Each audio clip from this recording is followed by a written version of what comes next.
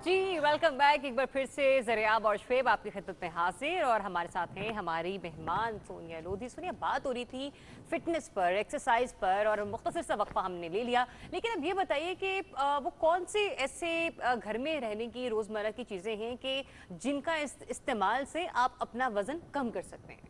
देखिए, अगर आपने सुना हो तो हमारा जो आधा किचन है वो ही हमारा दवाखाना काइंड ऑफ होता है।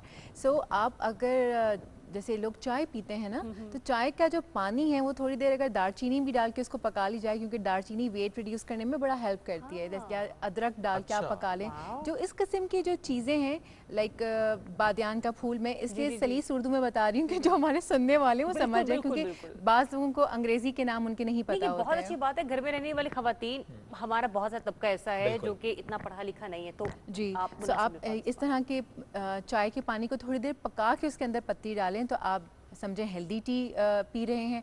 दूसरी चीज़ ये कि अगर आप घर में रहते हुए जो सब्जियां होती हैं, बजाय जैसे आजकल आपको पता है फास्ट फूड का ज़माना है, कॉल किया तो घर आ जाता है खाना इजीली, और सब्जियां नहीं आती हैं। लेकिन ये कि जो अगर आप घर में रहते हुए इस तरह की चीज़ें बनाएं, सब्जियां बनाएं, और स्पेशली रेड बीन्स, मैं बार बार कहती हूँ कि रेड बीन्स जो अगर आपने सुना हो, इसको हिंदी में कहते हैं राजमा चावल। ये कंप्लीट प्रोटीन डाइट है। सो अगर आप डाइट पर रहना चाहते हैं या हेल्दी फूड खाना चाहते हैं, सो आप रेड बीन्स बनाइए, चने का सालन बनता है वो बनाइए। तेल का इस्तेमाल खुदा के लिए कम से कम कीजिए। तेल के साथ कोई तेल तैर ना तरी नहीं होगी, खूबसूरत नहीं लगता। देखिए, खूबसूरती देख लें आप, या तो खूबसूरत देख लें या खूबसूरत देख लीजिए, अपनी खूबसूरती देख लें। एग्जैक्टली, ये वाली चीज़ है हमारे यहाँ। I don't know why, but ये कॉन्सेप्ट है कि जब तक वो लाल लाल सा तेल नहीं नजर आता उस वक्त तक प्रेजेंटेशन जो है वो कंप्लीट नहीं होती। देखिए, दावतें वगैरह हो तो प्रेजेंटेशन पे ध्यान दीजिए, लेकिन रेगुलर जो आपकी फिटनेस डाइट बनती है उसमें तेल का इस्तेमाल मिनिमम कीजिए। और अगर आपको बहुत ज़्यादा लग रहा है तेल, तो फिर प्लीज़ आप उसको ऑलिव ऑयल बना लीजिए। लाइक ऑलिव ऑयल, कितने सारे ब्रांड्स हैं अब जो ऑलिव ऑयल निकाल चुके हैं। होता महंगा तो खुद ब खुद तेल जो है ना कम हो जाता है, कम डालेंगे, अपना भी निकल जाएगा। एग्जैक्टली। ऑलिव ऑयल में देखिए, पकाते ऑलिव ऑयल में नहीं है, पकने के बाद ऑलिव ऑयल का इस्तेमाल उस पर आप कर सकते हैं। दूसरा ये कि सब्जियों का इस्तेमाल बढ़ाइए, फलों का इस्तेमाल बढ़ाइए। और अगर आप चाहते हैं मज़ीद फिट रहना, तो आप लंच को स्किप कर, आजकल मैंने बहुत सुना है कि लंच स्किप कर दिया जाता है। लोग कहते हैं जी हमने ब्रेकफास्ट किया फिर शाम में हम खाना खा लें। तो अगर आप लोग लंच स्किप करना चाहते हैं तो उसको टोटली स्किप ना करें, उसकी जगह आप स्मूदीज ले सकते हैं।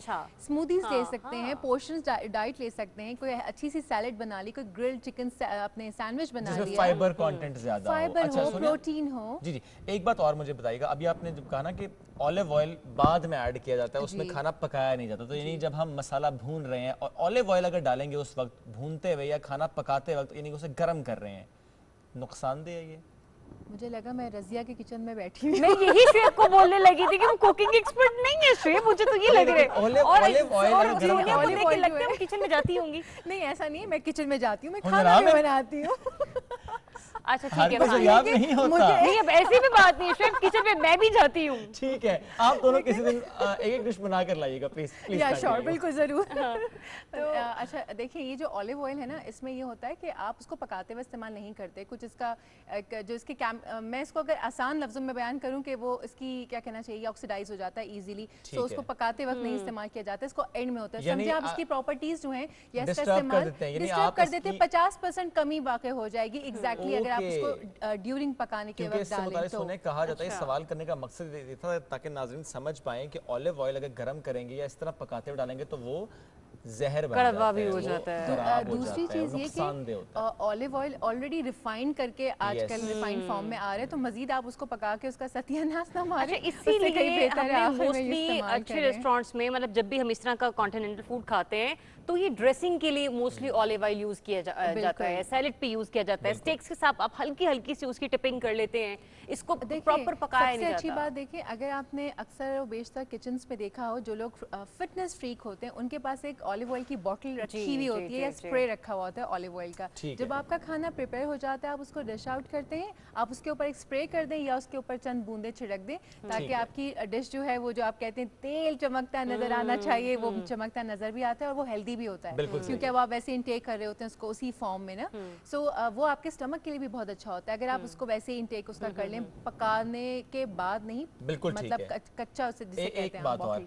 फिश विदाउट ऑयल होनी चाहिए, ऑयल में ना पकाएं तो बेहतर, डीप फ्राई ना करें तो बेहतर है? आप ग्रिल कर सकते हैं, ग्रिल कर सकते हैं, स्टीम ठीक कर है। सकते हैं, Steam जरूरी कर नहीं। सकते देखिए once in a blue moon तो एक डिफरेंट बात ठीक हो गई, है। लेकिन अगर आप महीने में 3 से 4 बार फिश का इस्तेमाल करते हैं तो मैं रिकमेंड करूंगी कि आप उसको ग्रिल ठीक करें है। या स्टीम कर लें, जरा ठीक सी है। देर ढकें, विद इन 5 मिनट्स वो पक बिल्कुल भी ठीक जाएगी है। और हेल्दी भी जबरदस्त होगी। Sonia, thank you very much, साथ मौजूद My थी आप pleasure। और गुफ्तगू कर रही थी। बात चूंकि आखिर में आ गई है फिश पर, और जब बात हो रही हो फिश की तो ऐसे में जहन में आती है ट्राउट फिश। ट्राउट में यूं तो 2-3 रंग होते हैं, इसमें जो ब्राउन वाली ट्राउट है वो बहुत ज्यादा लजीज होती है। जब भी आप नॉर्थ के साइड पर जाएंगे, वो डिफरेंट रिवर्स की तरफ आप जाएंगे तो वहां पर आपको मिलती है ट्राउट। अब तो ट्राउट फिश फार्म्स बहुत ज्यादा पाकिस्तान में मौजूद है, गवर्नमेंट का फोकस भी बहुत ज्यादा है इस पर कि फिश फार्म्स हों ताकि आपको ताज़ा ट्राउट ज्यादा से ज्यादा खाने का एक मौका मिल सके। लेकिन लेकर चलते हैं हम इनको, आज भी गिलगित बल्तिस्तान ही कल लेकर गए थे, जरा सैर कराई थी, आज वहाँ की ट्राउट फिश आपको हम दिखाते हैं। इसका जायका तो पहुंचे आप तक, तो जरा ये रिपोर्ट देख लीजिए। खुद जाके खानी पड़ेगी। हाँ, फकास Please, भेजिएगा। लेकर चलें।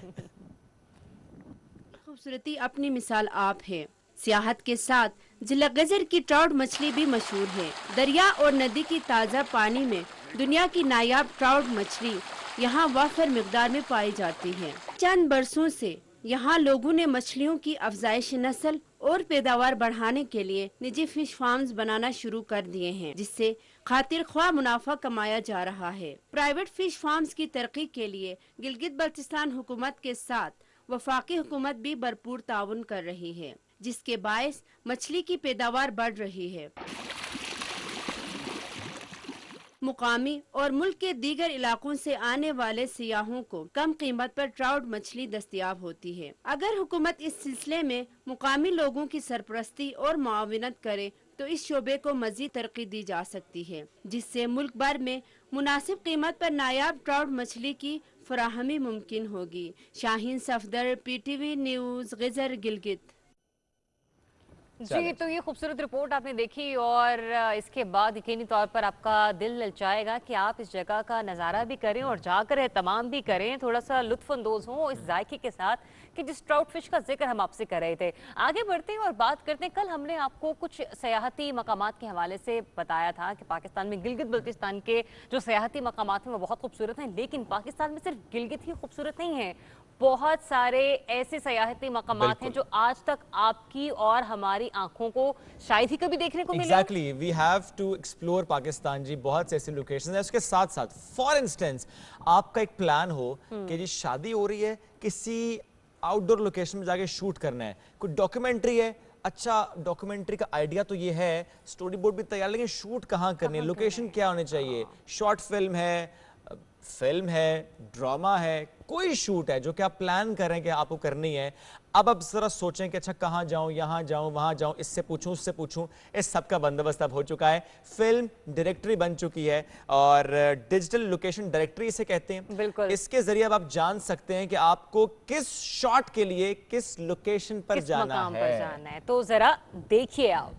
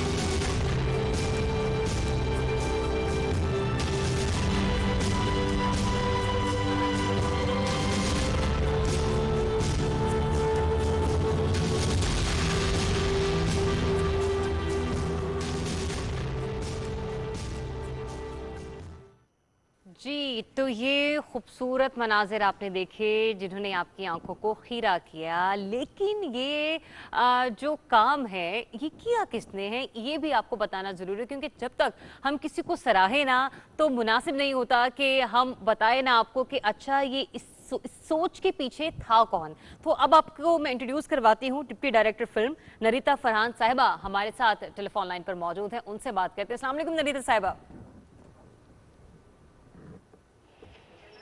नरीता साहब, आपको मेरी आवाज आ रही है? आई थिंक हमारी आवाज़ नरीता तक नहीं जा रही, बट जो इससे पहले हमने मनाजिर आपको दिखाए हैं खूबसूरत मनाजिर थे, और आई एम श्योर आने वाले दिनों में, आने वाले वक्तों में और मनाजिर इसमें ऐड होते चले जाएंगे और लोकेशंस इसमें ऐड होती चली जाएंगी।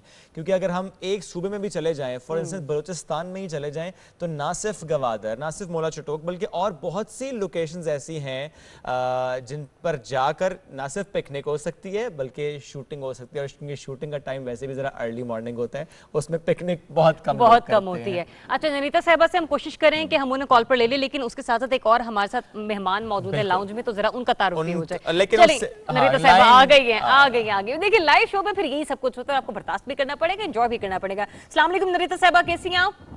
जी अस्सलाम वालेकुम, I am fine, thank you, how are you? बिल्कुल ठीक ठाक। अच्छा, आपका वही अंदाज है हाउ आर यू जैसे मेरी हमेशा आपसे बात होती है। बहरहाल बड़ी खूबसूरत ये डायरेक्टरी है जो कि अभी हमने अपने नाज़रीन को दिखाई है।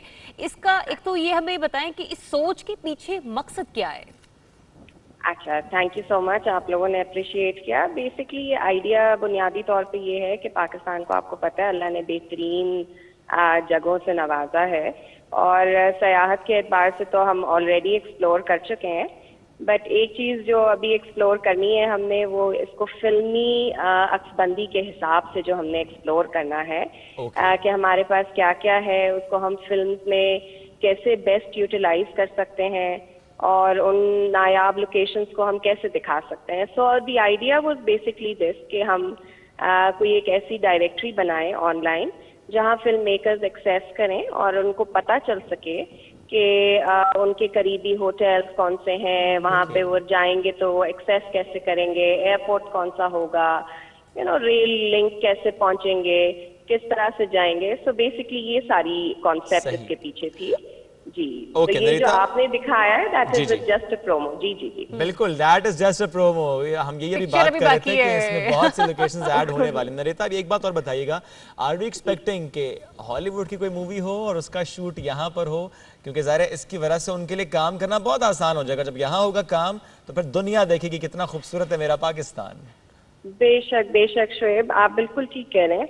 एंड आई थिंक जो हमारा फ्यूचर में गोल है that is also to bring the Hollywood film makers to Pakistan, and इंशाल्लाह व्हाई नॉट, हम छोटा छोटा कदम उठाते हैं तो हम आगे जाते हैं। हम रीजन में जो फिल्म मेकर्स हैं, इवन आई टेल यू, हमारा गोल आपको पता है प्राइमरीली जो पाकिस्तान में फिल्म मेकर्स हैं जिन्होंने बहुत सी ऐसी लोकेशंस हैं जिनको अभी तक अनटैप्ड छोड़ा हुआ है, वो पहुंचे ही नहीं है उन लोकेशंस तक तो हमारा काम है उनको भी फैसिलिटेट करें। बिकॉज देखिए, जब आपकी ये जो आपके पास जो मीडियम है ना, टेलीविजन और फिल्म, और ये बहुत पावरफुल मीडियम है, ये पहुंचता है, इसकी रीच बहुत दूर है। So the moment you show anything on the screen, आप समझिए कि it's open to the world. So हम चाहते हैं कि आपकी एक्सेस हो वहाँ तक, आप जाएं, आप आसानी से जाएं। एंड अभी तो मैं इसमें बहुत से ऐसे नए फीचर्स ऐड करा रही हूँ, जैसे आप समझिए करेंसी कन्वर्टर एक चीज़ है। बिकॉज आपको पता है, आप लोग इस फील्ड से हैं कि अगर आपको बाहर बैठ के अपनी फिल्म प्लान करनी है and you want to come to Pakistan, then all the nitty gritties you have to plan them before hand.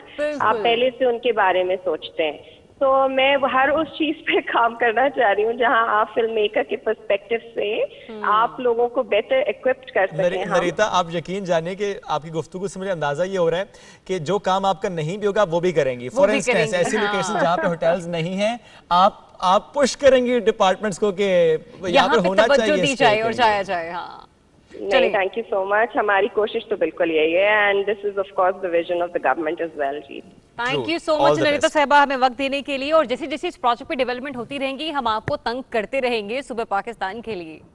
अपना ख्याल रखिएगा। चले जो, बल्कि ये भी हो सकता है कि इन लोकेशंस पर हम खुद भी जाकर कुछ छोटे छोटे से या बड़े बड़े से सेगमेंट्स शूट करके लेकर आएंगे अपने नाजरीन के लिए। चलिए जी, बढ़ते हैं आगे और अब हम बात करते हैं इंक्लूसिव सोसाइटी की, हम बात करते हैं मार्जिनलाइज्ड कम्युनिटी की, हम बात करते हैं कुछ ऐसे चेहरों की जिन्होंने बहुत काम किया अपनी कम्युनिटी के लिए, जिन्होंने पाकिस्तान को रिप्रेजेंट किया, यानी उस तरीके से कि जब हम बात करते हैं ट्रांसजेंडर कम्युनिटी की, हम देखते हैं बहुत ज़्यादा इश्यूज, बहुत ज़्यादा चैलेंजेस फेस करने पड़ते हैं इस कम्युनिटी को, लेकिन इस गवर्नमेंट में, पाकिस्तान तहरीक इंसाफ की इस गवर्नमेंट में बहुत ज़्यादा सपोर्ट किया गया, may it be in education और हेल्थ और ऑल द सेक्टर्स, बहुत सपोर्ट की जा रही है और मजीद सपोर्ट क्योंकि ज़्यादा दरकार है वो भी प्रोवाइड की जा रही है। और जब मैं बात कर रहा हूँ कि जो कम्युनिटी के अंदर से कोई चेहरा उभर कर सामने आता है और फिर रिप्रेजेंट करता है पाकिस्तान को, तो आयशा मुगल एक नाम, आयशा मुगल जिसने पहली बार किसी गवर्नमेंट को, यानी कभी ऐसा नहीं हुआ कि यूएन के प्लेटफॉर्म पर एक ट्रांस कम्युनिटी की तरफ से कोई रिप्रेजेंटेशन हो, तो आयशा मुगल ने पाकिस्तान को यूएन में जाकर रिप्रेजेंट किया। और ऐसे बहुत से और प्रोजेक्ट, वो चाहे मुल्तान में पहला गवर्नमेंट फंडेड ट्रांस स्कूल हो या ऐसे और प्रोजेक्ट्स हों, Ayesha was always in the four front. तो आयशा आज हमारी मेहमान है। अस्सलाम वालेकुम, गुड मॉर्निंग। मैं यकीन जानी जब मैं आपका इंट्रो करा रहा था, मैं सोचा कौन सी बात मैं छोड़ दूं और कौन सी बात करूं। आपने माशाल्लाह इतना ज्यादा काम किया है, तो इसलिए मैं आपसे स्टार्ट करूंगा क्योंकि जरा जो ये एजुकेशन का मामला है ना आयशा, ये सबसे ज्यादा इंपॉर्टेंस रखता है। अब जब गवर्नमेंट का फोकस भी है, जो मुल्तान में ट्रांस स्कूल, उसमें भी ज़ाहिर आपने काम किया, उसका फीडबैक अब तक कैसा है? Please share that. जी शेबी, बहुत अच्छा इनिशिएटिव है गवर्नमेंट का कि फ़र्स्ट टाइम जो फॉर्मल एजुकेशन दी जा रही है ट्रांस कम्युनिटी को, और ये जो सेक्रेटरी एजुकेशन है साउथ पंजाब के, उनका बहुत बड़ा इंपॉर्टेंट रोल है उसके अंदर। आई थिंक बड़ा इंपॉर्टेंट स्टेप है क्योंकि जब आप एजुकेशन देंगे तभी ट्रांस जो हैं वो जॉब्स के लिए अप्लाई कर सकते हैं, क्योंकि अभी मेजर इशू पाकिस्तान में यही है कि ट्रांस कम्युनिटी ज़्यादातर पढ़े लिखे नहीं हैं। तो जब जॉब्स की बात आती है तो you need to fulfil some criteria. Let me add one line please. Ayesha ने एमफिल किया हुआ है। जब हम बात एजुकेशन की कर रहे हैं, let me add this thing, माशाल्लाह she is the first transgender जिन्होंने एमफिल किया हुआ, तो ये भी आपका सेहरा है जी। जी, आई एम ग्लैड कि अब ट्रांस कम्युनिटी में और भी लोग आ रहे हैं जिन्होंने एमफिल किया हुआ है। अलीशा हैं, वो सेकंड एमफिल है पाकिस्तान में, जो अभी मुल्तान का जो प्रोजेक्ट है उसको लीड कर रही हैं एजुकेशन का। तो आशा, आपको लगता है कि जिस तरह से मुआशरा आगे बढ़ रहा है और ट्रांसजेंडर कम्युनिटी आगे बढ़ रही है, उसी तरह से एक्सेप्टेंस भी लोगों में आ रही है? जी बिल्कुल। देखें 2018 में एक्ट पास हुआ, उसके बाद हुकूमत ने बहुत ज़्यादा इनिशिएटिव्स लिए हैं। मिनिस्टर ऑफ ह्यूमन राइट्स ने बहुत इंपॉर्टेंट रोल प्ले किया है इम्प्लीमेंटेशन ऑफ द एक्ट के लिए। तो हुकूमती सतह पे जहाँ हम बात करते हैं लॉज की, हम पॉलिसीज़ की बात करते हैं, उस पर काम हो रहा है। तो वो तो एक पॉजिटिव स्टेप है, लेकिन अभी भी जो हमें मेन हर्डल है वो हमारा सोशल एक्सेप्टेंस का है। लेकिन that will also take time कि जब लोग देखेंगे कि ट्रांस कम्युनिटी तमाम प्रोफेशंस में हैं, अच्छा काम कर रहे हैं, they are productive citizen of this country, तो सोच बदलेगी। और दूसरा, मैं आपने जैसे कहा कि पाकिस्तान तहरीक इंसाफ की गवर्नमेंट ने बड़े काम किए हैं ट्रांसजेंडर कम्युनिटी को आगे लाने के लिए, आप यकीनी तौर पर इसको सराहेंगे और हम चाहते भी हैं कि बात लोगों तक पहुँचे। जब ट्रांसजेंडर कम्युनिटी के लिए ये कहा गया कि अब शनाख्ती कार्ड पर भी इनकी पहचान होगी, तो उसने भी आपको बहुत मदद दी होगी इन सब चीज़ों में आगे? जी बिल्कुल। जो आइडेंटिटी है, जो शनाख्त है, वो बहुत ज़रूरी है। और पाकिस्तान जो है वो दुनिया के बहुत कम ममालिक में शामिल है जहाँ पर ट्रांस को आइडेंटिफाई किया जाता है with their own identity. Even west के अंदर भी हम देखते हैं कि ट्रांस को वो जो जेंडर बाइनरी है, जो मेल और फीमेल के जो बॉक्सेस है, उनमें से ही चूज़ करना पड़ता है। लेकिन पाकिस्तान ने जो ट्रांस कम्युनिटी है, क्योंकि हमारा अपना एक हिस्ट्री है, we have a rich history, हमारी अपनी पहचान है, तो हुकूमत पाकिस्तान ने हमें वो पहचान दी, जो कि बहुत बड़ी बात है। And I think Pakistan has become a role model and a progressive country in terms of giving the right of self identification to trans community in Pakistan. माशाल्लाह, कितना खूबसूरत लग रहा है कि जब एक सेंसिबली तरीके से वो एक प्रॉपर प्रोनाउंसिएशन के साथ एक जुमले को अनाउंस करती हैं, पुकारती हैं, मतलब खूबसूरती महसूस होती है कि आज तक हमने ट्रांसजेंडर कम्युनिटी को एक अलग रूप में देखा है, लेकिन जब हम इस रूप में भी देखते हैं तो वो भी हमारे लिए काबिल फख्र ही है, क्योंकि वो हमारा ही हिस्सा है और आप भी हमारे लिए बाइस फख्र पाकिस्तान है। आप ज़ाहिर है आपकी वजह से पाकिस्तान अब आगे बढ़ रहा है, क्योंकि ज़ाहिर है जब हम मार्जिनलाइज्ड कम्युनिटी को सपोर्ट करते हैं तो फिर हमें पाकिस्तान बदलता हुआ दिखाई देता है। किस सेक्टर में आपको लगता है आयशा कि अभी काम बिल्कुल नहीं हुआ? क्योंकि हम देख रहे हैं हम देख रहे हैं एजुकेशन, हम देखते हैं एंटरप्रेन्योर्स, हम देखते हैं रिप्रेजेंटेशन, लेकिन कोई एक सेक्टर जहां आपको लगता है कि इस पर अब काम होना चाहिए? देखिए शोएब, जब आप चाहते हैं कि आप ट्रांस कम्युनिटी का जो एक स्टिग्मा है वो चेंज करें, तो उसके लिए आपको इकोनॉमिकली एम्पावर करना पड़ेगा ट्रांस कम्युनिटी को। मैं हमेशा ये बात करती हूँ जितने भी प्लेटफॉर्म्स होते हैं कि government need to have programmes जहाँ पर आप ट्रांस को या तो जॉब्स दें, उनका कोटा एलोकेट करें, या आप उन ट्रांस को जो पढ़े लिखे नहीं हैं लेकिन उनके पास स्किल्स हैं, उनके पास हुनर है, तो आप उनको एंटरप्रेन्योर्स बनाएं। आप तो गवर्नमेंट शुड एलोकेट बजट ताकि ट्रांस कम्युनिटी जो है वो अपने छोटे छोटे बिजनेस स्टार्ट कर सकें। तो आई थिंक ज़्यादा काम अब वहाँ होना चाहिए इकोनॉमिक एम्पावरमेंट के ऊपर। इस पर आपको लगता है कुछ डिलिब्रेशंस हो रही हैं? देखिए अभी तक तो गवर्नमेंट ने ऐसा कोई बजट एलोकेट नहीं किया जो इकोनॉमिक एम्पावरमेंट के लिए है। ठीक है, ये एजुकेशन का बड़ा अच्छा स्टेप है जो अभी साउथ पंजाब में हुआ है, मुल्तान में, लेकिन अभी जो है ज़्यादा जो ज़रूरत है वो इकोनॉमिक एम्पावरमेंट की है। अब देखें जो लोग पढ़ेंगे स्कूल के अंदर तो जब वो चाहेंगे कि जॉब अच्छी मिले, क्योंकि जब उनको जॉब मिलेगी तो जो बाकी कम्युनिटी है वो भी मोटिवेट होगी कि हमें पता है कि अब हम पढ़ेंगे तो हमें जॉब मिलेगी। तो ये जो इकोनॉमिक एम्पावरमेंट है उसी से ही आप नज़रिया बदल सकते हैं। आयशा, कोई ऐसी जॉब, कोई ऐसा काम जो आप करना चाहती थी लेकिन जस्ट बिकॉज ऑफ ट्रांस आप नहीं कर पाई और आपके दिल में हो कि मुझे वो करना था?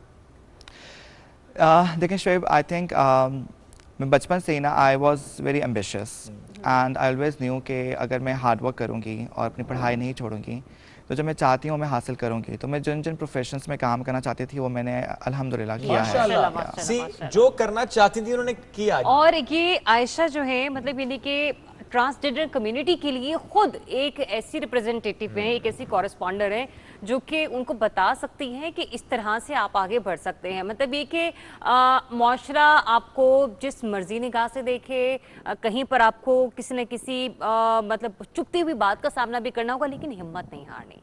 आयशा की तरह आपने आगे बढ़ना। सुनने में कितना अच्छा लग रहा है कि मैं जो करना चाहती थी मैंने किया, तो मायूसी नहीं करनी। सफर भले मुश्किल था लेकिन वो सफर उन्होंने तय किया। ये सोच लिया था कि मंजिल तक पहुंचना है। मंजिल क्या थी? जाहिर है मंजिल यही होती है कि जो आप बनना चाहते हैं वो बने, और उसके लिए सफ़र तय करना होता है। वो तालीम के ज़रिए उन्होंने तय किया और अब जिस तरह के स्टेप्स लिए जा रहे हैं गवर्नमेंट में वो और लेने चाहिए। जिस तरह अभी तो साउथ पंजाब में हम देख रहे हैं, हमें ऐसे हर प्रोविंस में, हर डिस्ट्रिक्ट में नजर आने चाहिए गवर्नमेंट फंडेड स्कूल्स, या यूं कहना चाहिए कि और इदारे भी, जो प्राइवेट इदारे हैं वो भी अपने इस पर काम कर सकते हैं कि जो एजुकेशन है उस पर काम होना चाहिए। और इसके साथ साथ मैं हमेशा ये बात कहता हूँ ज़रियाब, मैं इसको एडवोकेट नहीं करता कि सेपरेट स्कूल हो। मैं चाहता हूँ कि एक ही स्कूल हो जिसमें लड़के लड़कियां एग्जैक्टली वो तमाम जेंडर्स वहीं पर तालीम हासिल करें। चूंकि हमने सिखाना ट्रांसजेंडर को नहीं है, हमने सिखाना बाकी सबको। और पेरेंट्स सिखाएं बच्चों को कि ये भी एक जेंडर है और हमें इसे एक्सेप्ट करना है, ये सोसाइटी का पार्ट है और हमें इसको बिल्कुल एक्सेप्ट करना है। ताकि एक्सेप्ट करेंगे तो उसके बाद ही हम मास्टर को आगे लेकर चलेंगे। अगर पहले दिन से हम ये कह देंगे ओ हो ट्रांस है, तो इस तरह की चीज़ों से, इस तरह की बातों से हम जो उस बच्चे पर एक इम्पैक्ट डाल रहे हैं, तो बच्चा पहले दिन से थोड़ा सा किनारा कर लेगा। तो ये नहीं करना, इन फासलों को ख़त्म करना है। बिल्कुल, इन फासलों को हमने ख़त्म करना है। और साथ ही साथ जो आपने बात की थी पहले कि हमने मेहनत करनी है, खान साहब एक बात करते हैं, प्राइम मिनिस्टर ऑफ पाकिस्तान, कि मेहनत आप करते हैं, कामयाबी अल्लाह देता है। और यकीन करें ज़िंदगी में मैंने भी बड़े उतार चढ़ाव देखे पिछले 3-4 महीनों में, लेकिन वो जो एक बात थी ना वो मैंने पल्ले से बांध ली कि मेहनत करनी है, कामयाबी। क्योंकि जब आप मेहनत करते हैं ना तो आपको कामयाबी और नाकामी का डर और खौफ नहीं होता। आयशा, हम चूंकि सेगमेंट की क्लोजिंग की तरफ बढ़ रहे हैं, तो इस सेगमेंट में मतलब आप क्या मैसेज कन्वे करना चाहेंगी? जैसे आपने खुद बात की है कि जब आप मेहनत करते हैं तो आपको उसका रिवॉर्ड ज़रूर मिलता है। तो मैं अपनी कम्युनिटी को यही मैसेज दूंगी कि आप जो हैं वो मायूस मत हों। और वैसे भी मेरी कम्युनिटी जो है वो आपने देखा बड़ा फुल ऑफ लाइफ होते हैं, क्योंकि मुश्किलात के बाद भी ट्रांस कम्युनिटी बहुत ब्रेव है। तो मैं इनको यही कहूँगी कि अभी जो गवर्नमेंट इनिशिएटिव्स ले रही है आप उसमें पार्टिसिपेट करें। और गवर्नमेंट को मेरा मैसेज यही होगा कि आप इकोनॉमिक एम्पावरमेंट के लिए ज़्यादा अपॉर्चुनिटीज़ जो हैं वो क्रिएट करें हमारी कम्युनिटी के लिए। हम जब भी किसी गवर्नमेंट रिप्रेजेंटेटिव से बात करेंगे हम ये पॉइंट जरूर उठाएंगे। ये बहुत वैलिड पॉइंट आपने रेज किया। Thank you very much Ayesha, साथ मौजूद थे, इससे मुतालिक हमसे गुफ्तगू करें थी। जनाब बढ़ते हैं आगे और ज़रा एंटरटेनमेंट की बात भी करते हैं। और जब एंटरटेनमेंट की बात करें और ज़रा माजी में आपको लेकर जाएं तो बहुत सी ऐसी फिल्म्स, बहुत सी ऐसी कहानियाँ ऐसी होती हैं जो मैं कहता हूँ हर बच्चे को, हर बड़े को याद होती हैं। जैसे कि एक कहानी है सिंड्रेला की। सिंड्रेला फिर से सामने आ रही है। सिंड्रेला एक नए रूप में सामने आ रही है। सिंड्रेला नई फिल्म आ रही है, उसका ट्रेलर जारी किया गया है। तो वो ट्रेलर जरा दिखा देते हैं ताकि आपकी भी सिंड्रेला जाग जाए। Dresses by Ella. I have dreams that I have to chase.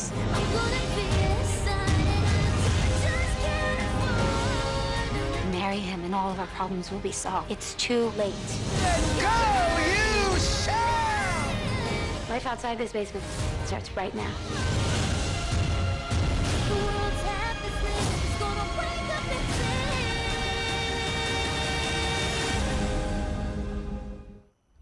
जी, तो ये नई मूवी का ट्रेलर है जो कि आप लोगों ने देख लिया। और अच्छा, जब भी मैं इस तरह की कोई मूवी देखती हूँ ना, मतलब जो बचपन की यादें ताज़ा करती है शेप, बड़ी एक्साइटमेंट होती है कि अच्छा कब आ रही है कब आ रही है। लेकिन बाजू का तो ऐसा होता है कि वो एक्साइटमेंट में 5-6 दिन गुजरते, फिर मैं भूल जाती हूँ कि अच्छा ये मूवी कब आई थी, क्या नहीं हुआ था। फिर जब वो रिलीज हो जाती है और लग के क्लिप्स वायरल हो जाते, फिर अच्छा मैं इसके लिए एक्साइटमेंट मतलब हो जाती, मतलब आपको बाजूकात एक्साइटमेंट इतनी हो जाती है कि आप उस डेट को भी भूल जाते हो कि अच्छा ये मूवी इस दिन रिलीज हो रही है। ये बात आपकी सही है। मैं अगर सिर्फ ट्रेलर पे आऊँ तो एक तो मुझे बड़ा मजा इस बात पर आया कि उन्होंने इस कॉन्सेप्ट को चेंज नहीं किया। कॉन्सेप्ट वही है, वैसी ही फैमिली है, वैसी ही सिंड्रेला की सोच है, उसी तरह शू की कहानी है और उसी तरह उस सिंड्रेला को ढूंढने के जो मामलात हैं, तो बड़ा मजे का लग रहा है। लेट्स सी मूवी कैसी बिल्कुल, क्योंकि कभी-कभी हम लोग सिंड्रेला को देखते थे एनिमेटेड मूवीज में, कार्टून्स की शक्ल में, स्टोरी बोर्ड की शक्ल में। सिंड्रेला जब आपके सामने एक कैरेक्टर आता है और कोई मतलब सेलिब्रिटी हॉलीवुड की जब उसे प्रेजेंट कर रही होती है, तो मेरे ख्याल से वो एक और हाई होता है, क्योंकि आपको उस किरदार में ढलना पड़ता है। सिंड्रेला यहाँ शूट क्यों नहीं हुई? ये क्वेश्चन है, लेकिन इसके लिए ननीता साहब काम कर रही है ना। पास अब इस तरह की तारीफें आप अगर शेव करेंगे तो फिर मतलब मॉर्निंग तो बेहतर होगी सुबह पाकिस्तान की। अच्छा जी, हम सब में ये क्वालिटी है जो उसको खुश करते हैं, टीम एक दूसरे को मोटिवेट करते हैं। अच्छा, जब बात फिल्म की हो रही है तो एक फिल्म फेस्टिवल की बात भी करते हैं। बीजिंग इंटरनेशनल फिल्म फेस्टिवल होना था, पोस्टपोन हो गया है due to Covid, due to delta variant. तो यहाँ पर ये कहना पड़ेगा, वो चाहे चाइना हो, चाहे पाकिस्तान हो, चाहे कोई और मुल्क हो, कोविड पूरी दुनिया में है, तो हम सबको एहतियात करनी है। एहतियात का दामन हाथ से मत छोड़िए। जो गवर्नमेंट की इंस्ट्रक्शंस होती हैं, इदारों की इंस्ट्रक्शंस होती हैं, उसको फॉलो कीजिए, फासला बरकरार रखिए, कहीं पर जाए तो मास्क पहनिए। अगर वैक्सीन अभी तक किसी ने नहीं लगवाई तो प्लीज जरूर लगवाइए, नियरेस्ट वैक्सीनेशन सेंटर जाइए और वैक्सीन जरूर लगवाइए। उस लगवाने के बाद भी आपने परहेज बहरहाल करना है, क्योंकि एक तो पहली डोज पर दूसरी डोज कहना। मैं ये कहूंगी, आपने जिस तरह से भी वैक्सीनेशन के हवाले से बात की ना, ये एक थोड़ा सा डिबेटेबल टॉपिक है। इस पे अब जो सिचुएशन आ रही है ना, कि पहले वक्त होता था कि आप ये कहते थे कि कोरोना है, कोरोना किसी को हो गया, ठीक है, लोग भागते थे उससे।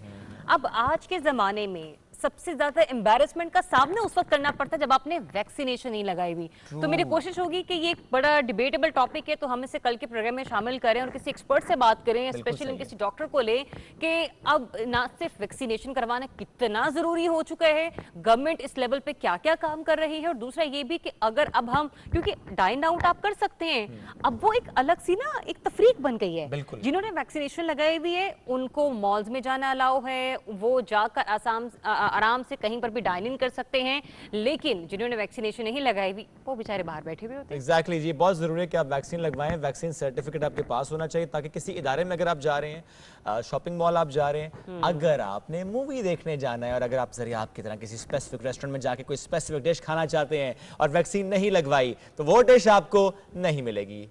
ब्रेक हमें फिलहाल मिलेगी। हाँ, थोड़ी सी ब्रेक, स्टे ट्यून्ड।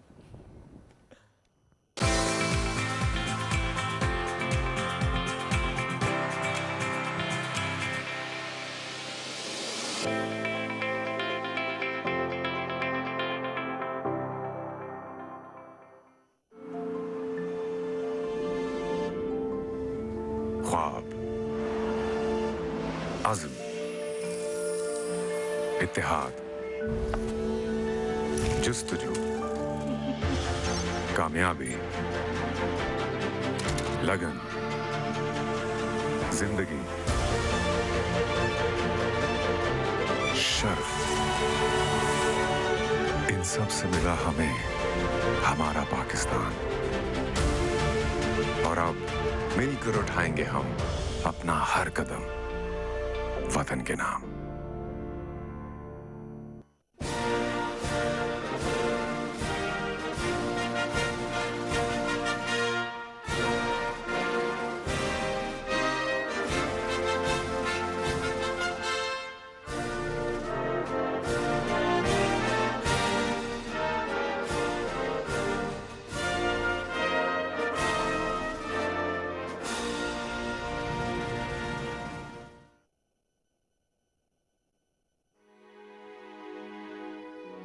बलूचिस्तान के दूर उफ्तादा पहाड़ों और वादियों में सच्चू खान के सरोज से जो सुर फूटते हैं, उनमें पाक वतन से चाहत और मोहब्बत की लगन भी है और कुदरत से मिलने वाली नेमतों का शुक्र भी।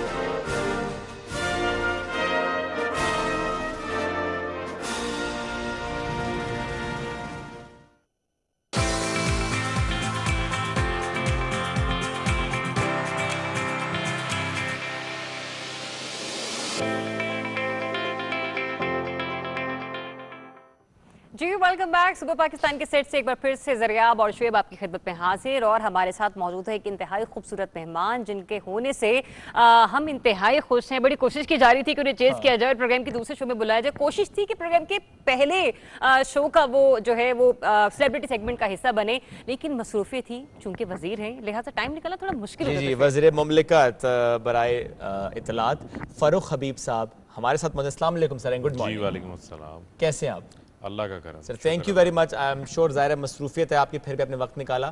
लेकिन पहला सवाल हमारा कुछ ऐसा ही है। हाँ। वज़ीर बड़े मसरूफ होते हैं, लेकिन लोग तो समझते हैं बस बड़ी बड़ी गाड़ियाँ, चमचमाती गाड़ियाँ, लेविश लाइफस्टाइल। क्या वाकई ऐसा है कि या दूसरी बात ही ज़्यादा मुनासिब है कि बहुत मसरूफ होते हैं, टाइम नहीं होता? ये तो एक इमेज जोड़ दिया गया है, लेकिन वज़ीर आज़म इमरान खान साहब जो हैं, प्राइम मिनिस्टर का, उनका विजन तो इस हवाले से बहुत ज़्यादा क्लियर है। और आपने देखा है कि प्राइम मिनिस्टर साहब जो है वो ये चाहते हैं कि बस काम काम काम, इसके अलावा और कुछ ना हो। और वो इसको कहते हैं ये जिहाद है, और इसमें जो है वो कोई छुट्टी नहीं, क्योंकि खुद भी कोई छुट्टी नहीं करते, तो वो चाहते हैं कि उनकी टीम भी छुट्टी ना करे। और फिर उनका जो कॉन्सेप्ट है जिसपे हम सारे एज ए बतौर नौजवान भी हम उसको एज ए इंस्पिरेशन के तौर पे लेते हैं, वो ये कहते हैं कि आखिरी गेंद तक जो है वो मुकाबला करना चाहिए। सही। अच्छा, अब जो पाकिस्तान को चैलेंजेस दरपेश हैं और जो हालात, जिन हालात में हमारी हुकूमत बनी और जो हमें विरसे में मिला, वो तमाम तर हर शोबे के अंदर हमारे पास जो है वो चैलेंजेस का मैं कहा करता हूँ एक केटू पहाड़ खड़ा हुआ है और सर करना है और उसके ऊपर जो है वो फिर आपने डिलीवर करना है। तो उस पर अल्टीमेटली जो है हमें उसके ऊपर काम करना है। और अभी हालिया दिनों में कैबिनेट में जो अफगानिस्तान के ऊपर सूरत हाल डेवलप हो रही थी सारी, तो उन्होंने पाबंदी लगा दी उनका 3 माह के लिए कोई वजीर जो है वो मुल्क से बाहर नहीं जाएगा।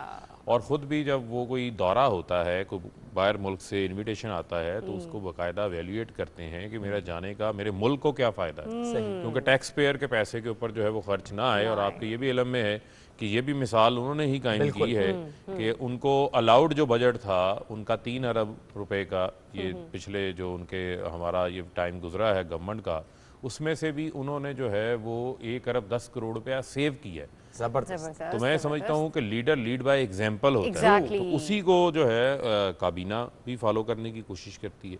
और जहाँ तक आपने कहा मसरूफियात हैं, तो मसरूफियात तो ये आपके ऊपर नेशनल रिस्पॉन्सिबिलिटी बहुत ज़्यादा है, कौमी जिम्मेदारी है। जब आप काबीना का हिस्सा बन जाते हैं तो आप लेजिस्लेशन का तो पार्ट हैं ही हैं, लेकिन आप काबीना मीन गवर्नमेंट, और गवर्नमेंट ये है कि आपने डे टू डे जो आपके अफेयर्स हैं वो भी चलाने हैं, जो आप रिफॉर्म्स एजेंडा लेकर आना चाहते हैं वो भी है। और सेकेंडली जो वजारत इत्तलात व नशरियात है, ये तो 24 घंटे का काम है। और ये है कि अगर आप एक दिन के अंदर सारे काम जो है अच्छे करें और एक काम गलत हो जाए तो वो उसको भी ओवरशैडो, एक गलत काम उसको ओवरशैडो कर सकता है। तो बहुत ज्यादा आपको उस हवाले से मोहतात भी रहना पड़ता है और काम की डिलीवरी भी उतनी ही मानी खेज होती है। पॉलिटिकल बातें फारूक साहब हम लोग अक्सर बहुत ज़्यादा करते रहते हैं, लेकिन थोड़ा सा लाइटर नोट पर भी आ जाते हैं। 2 चीज़ें आपने बतानी। पहले तो ये कि सुबह सुबह जब आप निकलते हैं घर से, नाश्ता करके निकलते हैं, ऑफिस जाके करते हैं? नहीं, वो डिपेंड करता है क्या घर वालों ने नाश्ता दिया या नहीं दिया, घर वालों ने नाश्ता दिया या नहीं दिया। वो अक्सर जो मेरी वाइफ है उनकी लड़ाई यही होती है कि आप जो है वो नाश्ता नहीं करते ना, नाश्ता करके आप निकल जाते हैं।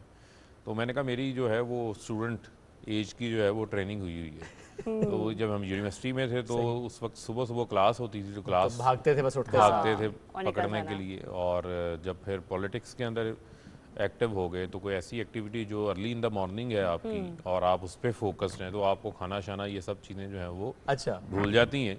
लेकिन मैं लोगों को ये कहूँगा मुझे फॉलो ना करें, क्योंकि नाश्ता जो है वो एक तगड़ा नाश्ता एक सेहतमंद इंसान के लिए जो है वो जरूरी है। Then what is your best breakfast? Like तगड़ा नाश्ता। मेरा वेरिएशन जो है वो करता है, और उसमें ये होता है कि फ्रूट्स आप कोई ले लें साथ में, कोई योगर्ट वगैरह या नो देसी, नो पाए शाय, नो पराठे शराठे। नहीं, पाए शाय भी कभी कभी ओकेजनली पाए का जो इशू है वो है आपका, जब आप कंस्टिट्यूएंसी में अपनी हल्के में हो और सुबह सुबह आपको कोई नाश्ते के ऊपर बुला ले तो फिर खाने पड़ते हैं, वो फिर बड़े बड़े जो है वो एहतमाम करते हैं। लेकिन पाए खाने के बाद जो है अगर आप एक्सरसाइज नहीं कर रहे और आपका ज़्यादा काम बैठने का है और फिजिकल मूवमेंट कम है तो फिर गड़बड़ है, फिर बहुत जल्द जो है वो फिर आपको जो है मुख्तलिफ किस्म की मेडिसिन भी खाना पड़ सकती है। बिल्कुल है, बहुत सी ऐसी बीमारी में खुदा न खासा हो सकती है जिसके इलाज के लिए फिर बाहर जाना पड़ता, फिर वापस नहीं आना पड़ता है। लाइटर नोट पर साहब, चूंकि आपने कहा ना नाश्ता के बगैर जाने से भाभी नाराज होती हैं, फिर कभी ऐसा भी होता है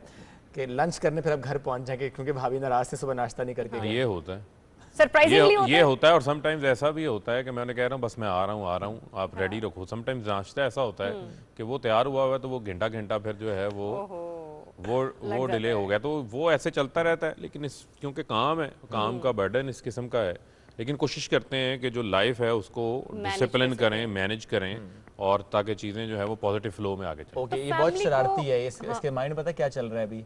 ये देख रही थी आपका फोन और ये सोच रही थी कि वही सेगमेंट हम शुरू कर दें। बिल्कुल, एक्चुअली फोन बज रहा था ना। हाँ, हम एक सेगमेंट अनाउंस करने जा रहे हैं, दैट इज मुट्ठी में बंद है क्या, और आपके पास एक फोन है, तो ये हम फोन स्टार्ट करें। मुट्ठी में जो बंद है वो एक अब चलें, अब तो मेरे ख्याल में वो नहीं है, वो नाज पान मसाला होता है। नहीं, लेकिन अब तो मुट्ठी में मोबाइल मार्केटिंग हो सकती है, आई थिंक वो है ही नहीं है। शायद ऐड चला करता था, शायद आपको याद है? याद है। लेकिन अब तो मुट्ठी में सर या हाथ में मोबाइल फोन ही होता है। अभी भी फोन बज रहा था। मैं वैसे पूछना जरा ये चाह रहा था, एक दिन में एवरेज कितनी कॉल्स आती हैं? जरा देखते हैं। बेशुमार कॉल्स है। मैं एवरेज क्या पता, काउंट करवाएं कल की कॉल्स? लंबी कॉल्स हो सकती हैं, डिपेंड करता है डिपेंड करता है कि क्या ओकेजन है। सुबह फ़ोन, बल्कि अभी सुबह जो है वो एक साहब जो हैं वो मेरे लॉज है वहाँ पर फैसलाबाद से एक वकील थे, मैं तो खैर उन्हें नहीं जानता, तो वो उन्होंने बाहर गेट पे नोट किया जी मैं फ़लानी जगह से आया हूँ, तो वो सुबह मिलने अच्छा, आपके शो के आने से पहले जो है पहुंचे हुए थे। फोन साइलेंट पे रखते हैं? बिल्कुल नहीं रखते। फोन मेरा साइलेंट पे होता है और ये आज से नहीं है। अच्छा, ये तकरीबन पिछले आप समझ लें कि 15 साल से 2007 से ऑनवर्ड जो है वो फोन साइलेंट पे है। लेकिन मैनेजमेंट ऐसी है कि अगर कॉल मिस नहीं क्योंकि सामने कोशिश होती कॉल मिस ना हो वरना कॉल बैक कर ली। ठीक ऐसा है। कौन सा मैसेज है जिसके मतलब कौन सी ऐसी शख्सियत है कि या वो ग्रुप ऐसा है कि जहां पर जवाब देना आपके लिए फौरी तौर पर जरूरी हो जाता है? वो हमारी जो हमारा रिस्पॉन्सिबिलिटीज़ हैं, हमारी कैबिनेट ग्रुप है, स्पोक्स पर्सनस ग्रुप है, उसमें ये ऐसी व्हाट्सएप ग्रुप्स जो हैं वो हमारे बने हुए हैं। बाकी बेतहाशा हैं जिसमें लोग ऐड कर लेते हैं। अगर ऐड कर लेते हैं बीइंग एज ए वर्कर जो है वो उनको हम ना नहीं करते। सही है। लोग कहते हैं जी आप हमारे व्हाट्सएप ग्रुप में शामिल हों। कई लोग जो है वो पूछ के शामिल कर लेते हैं, कई लोग जो है वो फीस सबीलिल्लाह कहते हैं। बस इनको शामिल करते जाएं, ये इनका होना जरूरी है। और बाद में पता चलता है जो असल मैसेजेस हैं वो कहीं नीचे गुम हो गए हैं और ग्रुप्स में चीजें शेयर हो रही हैं। लेकिन देखें ये मीडियम्स है ना अब हमारे पास कम्युनिकेशन के, ये OTT प्लेटफॉर्म्स हैं जो व्हाट्सएप है, बाकी फोरम्स हैं, तो वो ये बड़ी तेजी से बढ़ते जा रहे हैं। ये नेटवर्किंग हो चुकी हुई है। और अब जो कम्युनिकेशन का, जो मीडिया का, जो मार्केटिंग के जो टूल्स हैं ये बड़ी तेज़ी से इवॉल्व हो चुके हैं। बिल्कुल ऐसी है। बड़ी तेज़ी से चेंज हो चुके हैं। अब ये कन्वेंशनल मीडिया के साथ साथ जो नया डिजिटल मीडिया आया है, ये एक मैं समझता हूँ कि एक ऐसी चीज़ है जिसने लोगों की इंफॉर्मेशन तक एक्सेस भी आसान बना दी है, टाइमली भी बना दी है, लेकिन ये डबल सॉर्ड एज भी है साथ में।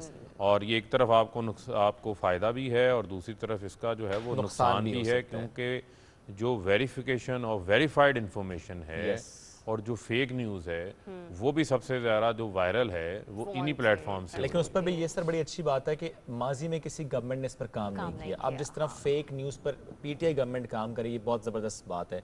मैं पूछना चाह रहा था कि इमरान खान साहब भी मैसेज करते हैं?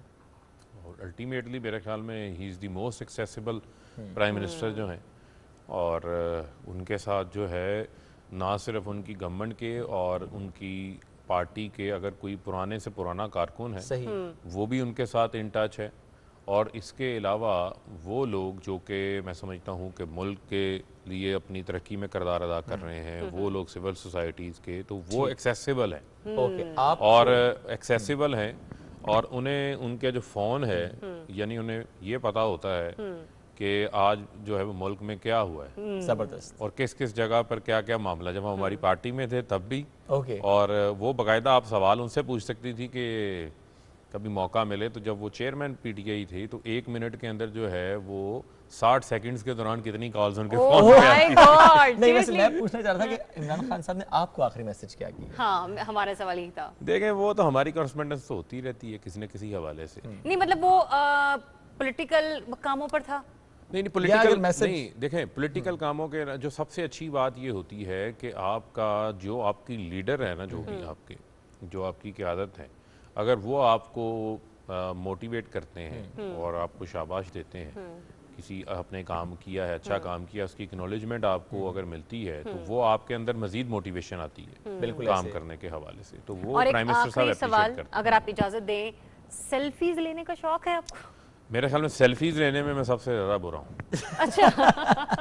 और शायद ये काम जो है वो शायद ये नहीं सीखा हमने, बाकी ये रह गया। बाकी जो है वो कोशिश करते हैं बाकी सारे काम कर लिए जाएं, लेकिन ये काम शायद नहीं कर सके। चलें कुछ थोड़ा सा एक पॉजिटिव और पॉलिटिकल क्वेश्चन भी आपसे हो जाए। अभी रिसेंटली हमने देखा है कि प्राइम मिनिस्टर ऑफ पाकिस्तान ने भी वाकई जंगल का इफ्तिताह किया लाहौर में। उसके फ्यूचर एडवांटेजेस क्या हैं? क्योंकि उस पर एक रिएक्शन भी आया कल पाकिस्तान मुस्लिम लीग नून के रहनुमा तौफीक भट्ट का। नहीं, लेकिन फिर भी अगर हम देखा जाए तो जंगल शजरकारी मुहिम उसी को ही कुछ कैटर कर रहा है। उन्होंने कहा इतने पौधे लगाएंगे तो शायद जंगल पंजाबी में कहते हैं ना, अकल नहीं तो मौजा ही मौजा। अब मसला ये है कि वो साहब ने, मुझे ये पता चला है कि पंजाब असम्बली में करारदाद जमा करवा दी है। अब वो जब मोटी अकल होगी तो ये बताएं कि आपने पूरे शहरों को कंक्रीट बना दिया विदाउट मास्टर प्लानिंग, और आपने जो ग्रीन एरियाज़ हैं उनको ख़त्म करते जा रहे हैं। कल ही अक़वाम मुत्तहिदा की एक IPCC एक फ़ोरम बना हुआ है, बैनुल हुकूमती इंटर गवर्नमेंट फ़ोरम है।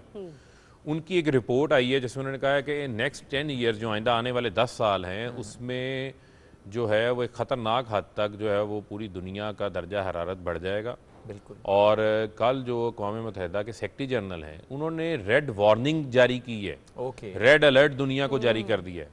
और आपके वज़ीर आज़म एक ऐसे वज़ीर आज़म हैं जो ना सिर्फ बिलियन ट्री सुनामी, 10 अरब दरख्त, और उन्होंने एक मूवमेंट क्रिएट कर दी है पूरे पाकिस्तान में। अब मैं अपने हल्के में था तो मुझे गवर्नमेंट का ऑर्गेनाइज इवेंट नहीं था, वहाँ पर जो सिविल सोसाइटी थी वो मुझे बुला रहे हैं कि आए जी हमने प्लांटेशन करनी है। तो इट्स मीन कि प्राइम मिनिस्टर ने सिम डायरेक्ट की। और अब आज पाकिस्तानी कौम, मैं फ़ख्र से कह सकता हूँ, पाकिस्तानी कौम जो एक ग्लोबल चैलेंज है उसमें एज ए रिस्पॉन्सिबल नेशन के तौर पे रोल प्ले कर रही है। और प्राइम मिनिस्टर जो है वो हमेशा की तरह से फ्रंट फुट के ऊपर उसे लीड कर रहे हैं। मेवाकी दुनिया का सबसे बड़ा अर्बन मेवाकी लगा, 1,60,000 दरख्त का लाहौर में। आज वो जा रहे हैं मैंग्रोव्स, और ये भी आपको पाकिस्तानियों को जान के खुशी होगी कि दुनिया का सबसे ज़्यादा फास्टेस्ट ग्रोइंग जो मैंग्रोव्स हैं वो पाकिस्तान के अंदर है, और जो हमारे कोस्टल में। और आज हम जो बलूचिस्तान मियानी के अंदर प्राइम मिनिस्टर साहब उसका आगाज़ करेंगे। कल जो हमारा नेशनल पार्क है चोलिस्तान भावलपुर में, लाल सोहानरा, वज़ीर आज़म साहब वहाँ जा रहे हैं। वहाँ जो ड्रोन प्लांटेशन होगी, जो हमारे सीड बॉल्स हैं जो आपके ट्रीज़ के हैं, वो ड्रोन्स के ज़रिए जो है वहाँ पर प्लांट किए जाएंगे। ड्रोन टेक्नोलॉजी को भी इस्तेमाल किया। तो लिहाजा पाकिस्तान जो है वो दुनिया के मौसमियाती तब्दीली के हवाले से, अच्छा काम करने के हवाले से ग्लोबल मैप पे आ गया है। और वज़ीर आज़म इमरान खान साहब जो कि पाकिस्तान का फ़ख्र हैं, वो एज एक आलमी लीडर के तौर के ऊपर सामने आए हैं जो इस चैलेंज पे अमल दरामद कर रहे हैं। आप ये देखें कि एक तरफ अक़वाम मुत्तहिदा वार्निंग जारी कर रहा है दुनिया को, दूसरी जानिब पाकिस्तान का वज़ीर आज़म पिछले 3 रोज से मुसलसल ऑन ग्राउंड है माहौलियाती तब्दीली के हवाले से, काम करने के हवाले से। तो मैं ये समझता हूँ कि यही वजह थी कि UN ने, अक़वाम मुत्तहिदा ने, जो दुनिया का आलमी माहौलियाती दिन था जून में, उसकी मेज़बानी पाकिस्तान को मिली थी। और बड़े बड़े जो दुनिया के लीडर्स थे वो उसका हिस्सा थे, चाहे वो वर्ल्ड इकनॉमिक फोरम हो, चाहे वो बोन चैलेंज हो, चाहे वो UN हो, चाहे वो दुनिया। बोरिस जॉनसन ने प्राइम मिनिस्टर साहब के इस इनिशिएटिव की तारीफ़ की।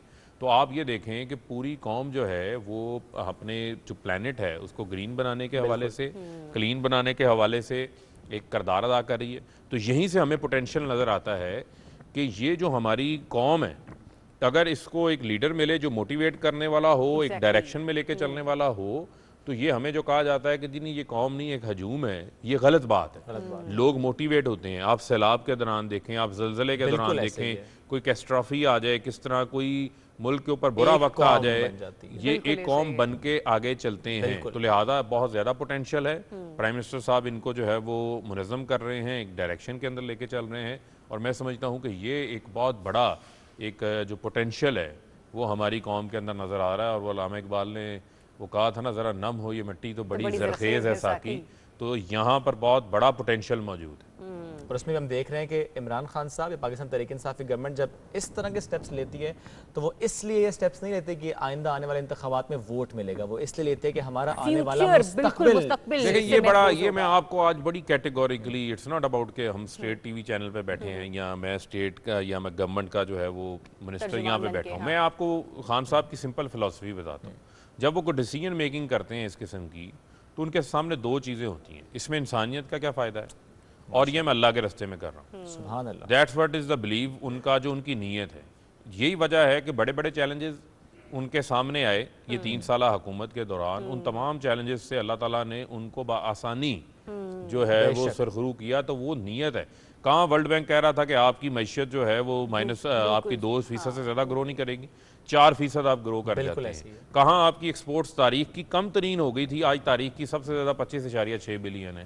तारीखी $30 बिलियन की आपको फॉरेन रेमिटेंसेज आ जाती हैं, और आप करंट अकाउंट डेफिसिट आपका मैनेज हो जाता है। इंडस्ट्रियल ग्रोथ आपकी आ जाती है। 1000 अरब रुपए की आपके पास कंस्ट्रक्शन सेक्टर के अंदर मंसूबे मंजूर हो जाते हैं आपके।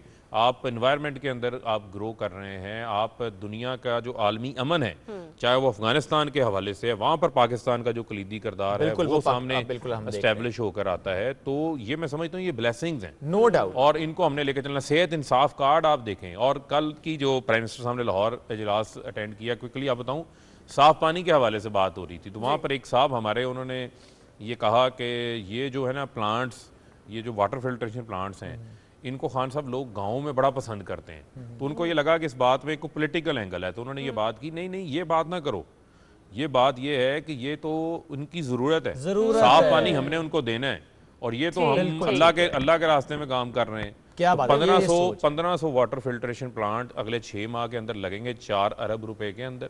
और उसके साथ साथ आइंदा जो साउथ पंजाब है हमारा, 3 डिवीजन हैं, फैसलाबाद डिवीजन, यहाँ का पानी कड़वा है। पंजाब ही नहीं, साउथ पंजाब भी। जरा ये बड़ा इंपॉर्टेंट है लोगों को बताया कि ये साउथ पंजाब और जो फैसलाबाद डिवीजन है हमारा, यहाँ का पानी ब्लैकिश है, कड़वा पानी है यहाँ पर। इसके अलावा यानी 1500 वाटर फिल्ट्रेशन प्लांट 36 अजला में पंजाब में लग रहे हैं। इसके अलावा जो PC1 एक और मंजूरी के अमल में है, वहां पर 1000 देहातों में आबे पाक मराकज कायम किए जाएंगे।